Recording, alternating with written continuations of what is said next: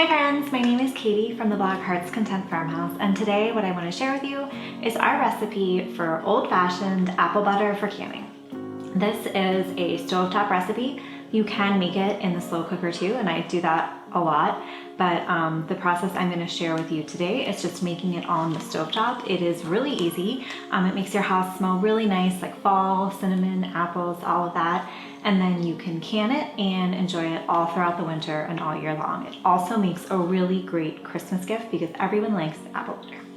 So what we are going to get in the end is half pint jars. So this is a half pint jar that has a wide mouth and is sort of flat.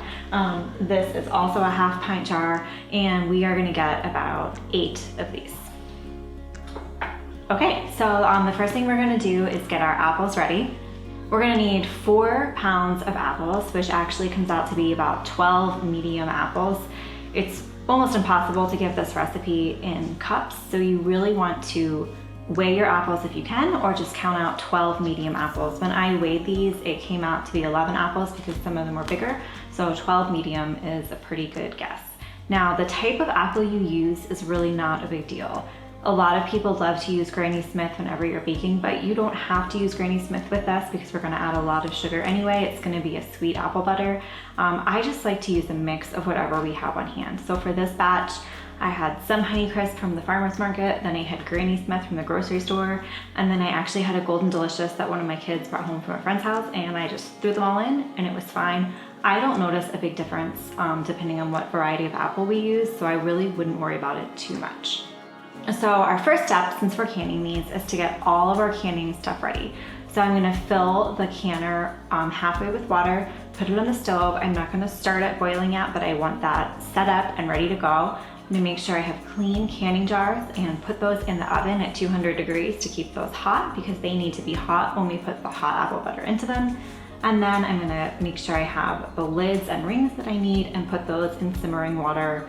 Set those aside to get those sterilized. I always like to start with this step first, because by the time you've made the apple butter, you're feeling a little frazzled, and the last thing you want to do is go rummaging in your kitchen for the right number of lids and bands and get all that set up. So just get that done first, even if you don't start heating everything up, have it ready to go on your stove. The next thing we need to do is to cook our apples until they're soft. So what I do is I peel them and then I just put them into quarters. I actually have one of those like fancy things where you turn the wheel and it peels it and it cuts it really thin. And it's easy enough to just peel them by hand and cut them in quarters, that by the time I would have that thing set up, I could have just gotten this done. So I do everything by hand, stick the quartered apples in a really big saucepan because there is a lot of volume.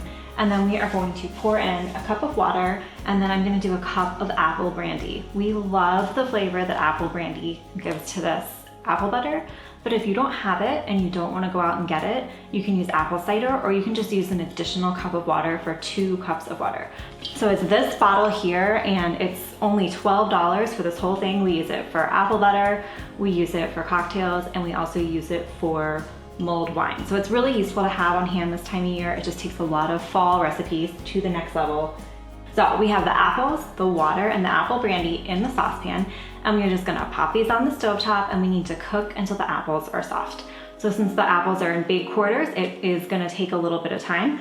This took me about 20 minutes, just simmering them on low. So you put everything in the pot, put the lid on, simmer it, and then don't forget about it, but you don't have to stand over it obsessively. Just occasionally poke them with a fork, and when they're soft, like soft enough for the fork to just easily go in, they are ready to go. We're still gonna blend them, so it's not like you have to be able to mash it by hand. So the next thing we're gonna do is puree the apples. For this, I use an immersion blender. If you are like me and you're a soap maker, you have an immersion blender, so this is great. If you don't have an immersion blender, I would recommend getting one. It is super handy. And if you don't want to do that, you can do this without the immersion blender using a food mill. It's sort of a tedious process. You have to take the apples out, put them in the mill, do this. But an immersion blender is really affordable, really useful, so I would recommend going ahead and getting one for this recipe. And then you can start making soap. So the apples are soft, and so after you've blended the apples, don't put that immersion blender away or start washing it, because you are guaranteed to notice later on that you've missed some spots and you have big pieces of apples and you're gonna need to go through and blend this a little bit more. Just So now we're gonna add in the sugar, the spices, the lemon juice, a little bit of salt.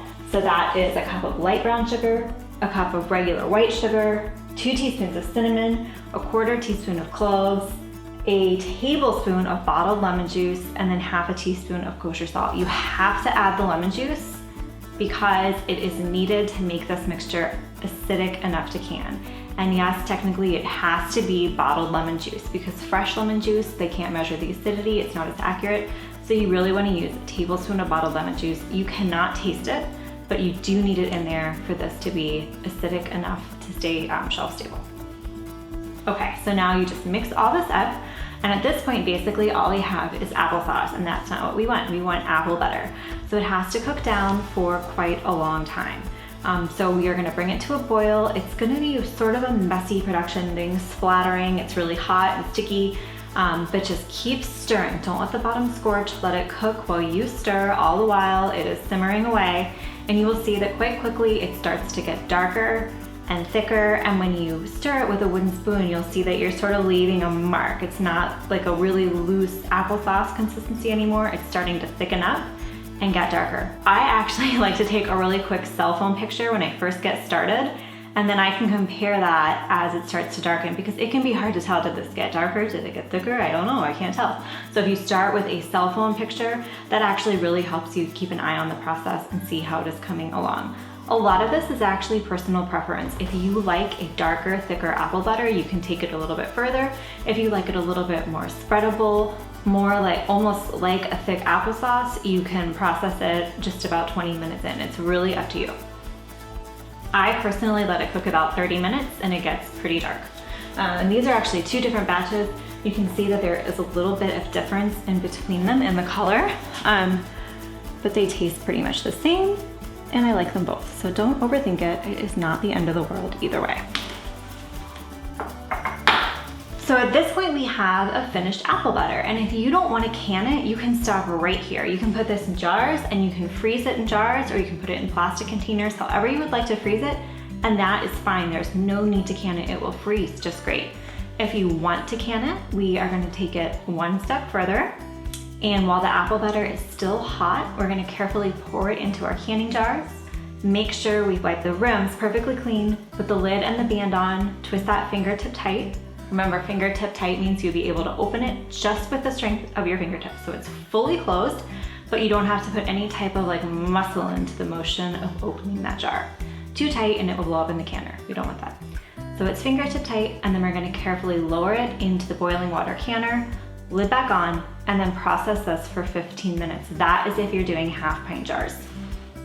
And after the processing time is over, we carefully lift it out, put it on a clean old dish towel, and let it cool undisturbed for a full day, or until you hear the lids seal. It is not gonna take a full day for the lids to seal, but I always leave it there for a day undisturbed just to make sure I don't mess it up. And once that's canned, you can keep it in your basement or in your pantry for a year and it will be perfectly fine. Again, this makes an awesome Christmas gift. So if you want to can it, that makes it easy to give out as gifts.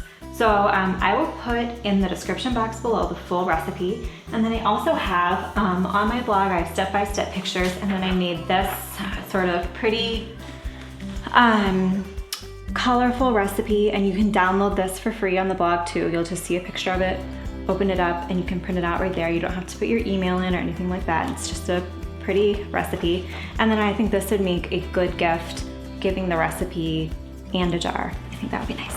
But whatever you want to do is fine. The full recipe will be in the description box for you, as well as links to the things I use for this, like the jars, the immersion blender, etc. So thank you for watching. I hope you are having a lovely fall. I hope you try this recipe, and have a great day. Thank you.